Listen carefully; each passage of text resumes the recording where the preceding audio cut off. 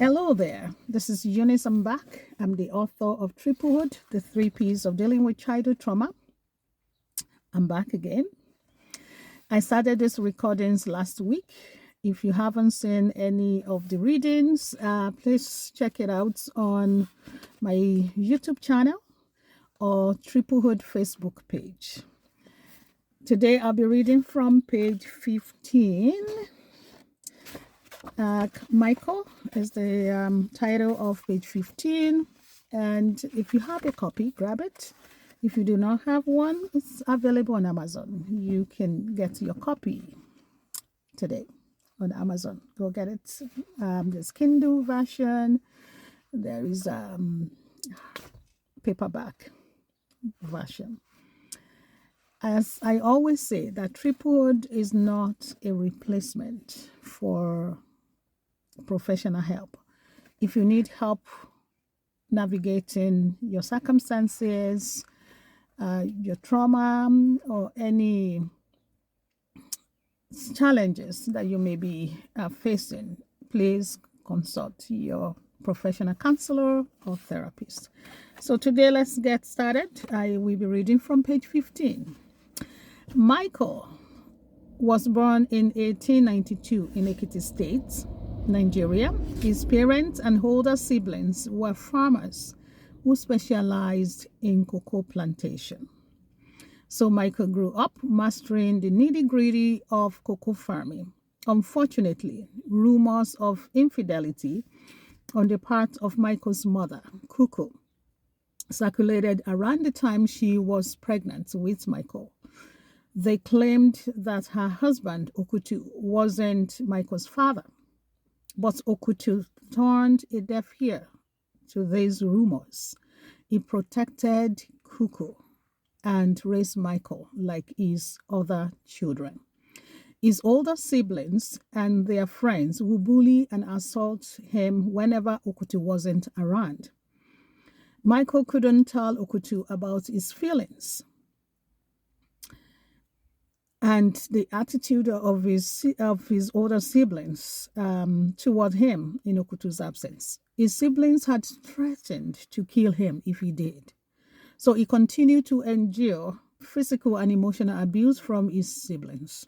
Finally, in his early adult years, Michael decided to find a way to escape the abuse. Michael's greener pasture was a job in the home of a forest guard, fatherly. A forest guard is a government employee that stops illegal deforestation. Michael worked as a houseboy for Fadele for a few years until a job in road construction opened up. Then he became part of the crew that constructed one of the Nigerian state's roads. It was working this job that he learned how to read and write. He worked during the day and went to reading and writing class in the evening. When the road construction was complete in 1929, Michael relocated to Oyo State, where he continued to do menial jobs. His plan was to save up enough money to get married and start a family. Unfortunately, his income from his menial jobs didn't cut it. As a result, Michael thought about learning a trade. In 1936, Michael decided he would be a goldsmith. He went to learn from one of the best in the trade. He was dedicated and became very skillful before he completed his training. Michael's excellence in the trade was such that customers started to prefer his service over his mentors. After his goldsmith training, he met a beautiful woman named Ebon. They dated for a few months and later tied the knot in 1940. Michael and Ebon's marriage lasted only 4 years. Ebon went to court and got a divorce. She claimed Michael was impotent despite having a son together and being pregnant with their second child when she left Michael. There was no DNA testing back then. The court believed Ebon's testimony that she was impregnated twice by another man while married to Michael. This was the first of his 5 failed marriages. And now let's go to Antonia, page 17. Antonia was born in 1942 in Ekiti State. Her father had many wives, and Antonia's mother was one of his favorite wives. This rubbed off on Antonia as her father was also fond of her. Unfortunately, this happiness was short-lived. His parents divorced in her early teens, and her father died in her late teens. The divorce and the death of her father resulted in her living with relatives. As a result, Antonia did not enjoy stability growing up.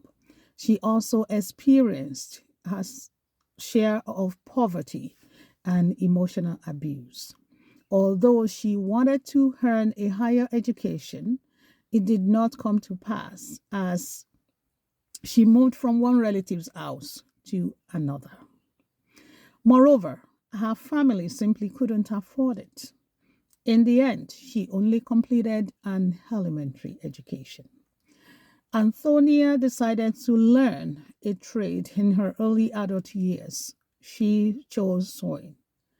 At just 22, Antonia dated a teacher named Mr. Ade, while she was in training to be a seamstress. Antonia and Mr. Ade had a boy named Nimide.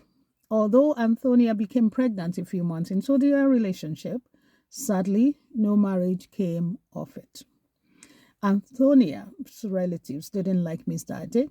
They threatened him that after day, saying things like, "You are not good enough for our sister. She is a princess. You'll be in big trouble if you don't leave our sister alone." After a while, Mr. Ade couldn't take it anymore. He got frustrated and left town. The pregnancy came to be the deal breaker. Apparently, Mr. Ade didn't want to be on the bad side of Antonia's family, so he chose to keep his life and sanity. The next thing Antonia heard about Mr. Ade was that he had passed away. Mide was only a toddler when Mr. Ade died. Antonia was devastated by Mr. Ade's death. He had been Antonia's first love, and her family robbed her of the opportunity to be with him. The fact that her son would grow up without a father made Antonia fearful. She no longer had a good relationship with some of her relatives because they disapproved of her relationship with Mr. Ade. So she was faced with a terrible challenge. All Antonia had ever experienced from her childhood on was one challenge after another. In 1968, Antonia and Michael met and married. It was Michael's third marriage. You will learn more about Antonia and Michael's relationship in the next chapter. And this brings me to the end of chapter 1. So next time we start from chapter 2, the divorce. Until then, prioritize self-care. You are so important. You cannot afford to be running around without rest. Rest is very, very important. It is one of the recipes for longevity. You need to rest. So until I come your way next time, I am Eunice, the author of Triplehood, the 3 Ps of dealing with childhood trauma. Have a great day. Bye-bye.